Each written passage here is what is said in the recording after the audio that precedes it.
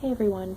Okay, so I'm going to try to make this short. I have a small book haul for you guys that I want to make like 5 minutes, and I accidentally just made it 10 because I also have another video that I want to do that's a tag, so I know that's going to take longer.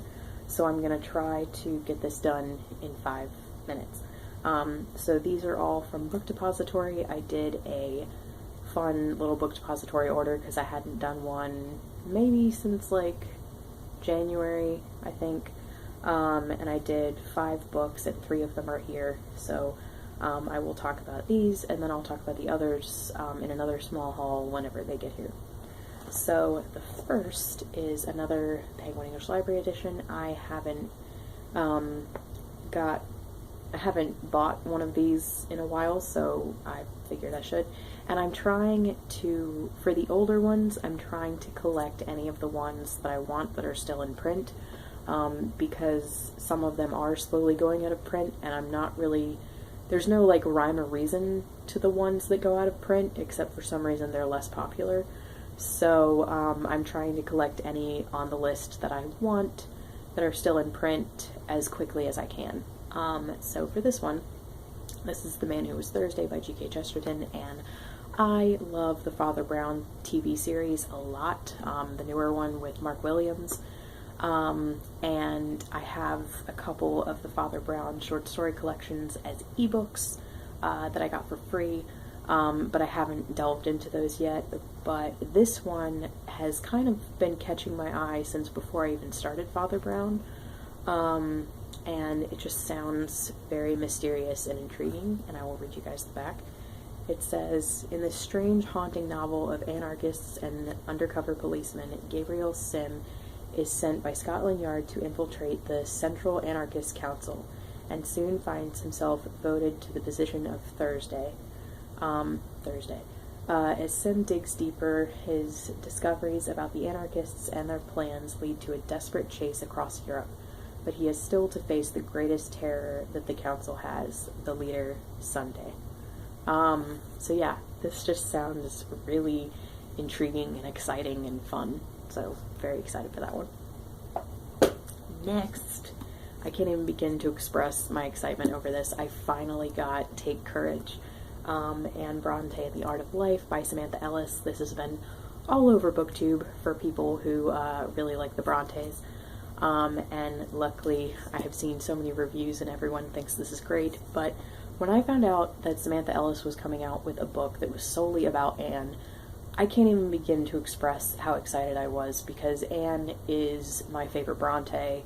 I did a report on her in high school. I think she is so overlooked, and she's amazing. Tenant of Wellfell Hall is my favorite of the Bronte books that I've read so far. I still need to read Agnes Grey, and I'm definitely going to before I read this book, but just having Anne have a book to herself makes me so happy, because I think this might actually be the first time this has happened.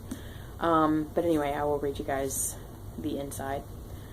This says, Anne Bronte is the forgotten Bronte sister, overshadowed by her older siblings, virtuous, successful Charlotte, free-spirited Emily, and dissolute Branwell. Tragic, virginal, sweet, stoic, selfless Anne, the less talented Bronte, the other Bronte. It's so cool. Like, I mean, just the wording is great. Or that's what Samantha Ellis, a lifelong Emily in Wuthering Heights devotee, had always thought. Until, that is, she started questioning that devotion, and in looking more closely at Emily and Charlotte, found herself confronted by Anne instead. Take Courage is Samantha's personal, poignant, and surprising journey into the life and work of a woman sidelined by history. I love that line so much because it is the perfect way to describe Anne Bronte. Oh my gosh. I love this summary even. It's gonna be so good. A brave, strongly feminist writer well ahead of her time and her more celebrated siblings, and who has much to teach us today about how to find our way in the world. I can't even begin to express my excitement. So yes, I'm gonna read Agnes Grey, and then I'm gonna read this, and it's gonna be amazing. Last but certainly not least, we have Last Chronicle of Barset by Anthony Trollope. You guys might be surprised because I held up a Oxford copy of this in a previous video for Tome Topple, that was actually a library copy, and I kept realizing that when I read this book for the first time, I'm going to want to tab so much of it because, I mean, if you look at all the books previous in the series that I own, they are all tabbed out the wazoo. So, yes, I knew that I couldn't do that with a library book, and I knew I wanted to own this. So as soon as I had the book money, I splurged. And I love this copy. I think it is gorgeous. It has purple horses on it, and I love it. And it's got the map, the same map that Small House at Allington has, because I have this same edition for Small House at Allington, because by the time I got Small House, the PEL editions that look like this were out of print, but then for some reason they only re-released this series in beautiful hardcovers, also designed by Corley Bickford Smith, who designed the PEL editions.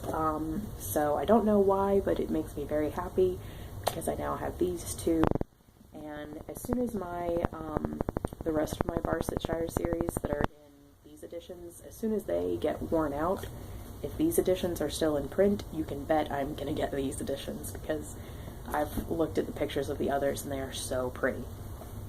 Okay, so I'm going to end this video here because I also have a tag that I want to do, and hopefully I will have enough time to also do that. But thank you so much for watching. Let me know what you think of any of the three of these, and I will talk to you guys later. Bye.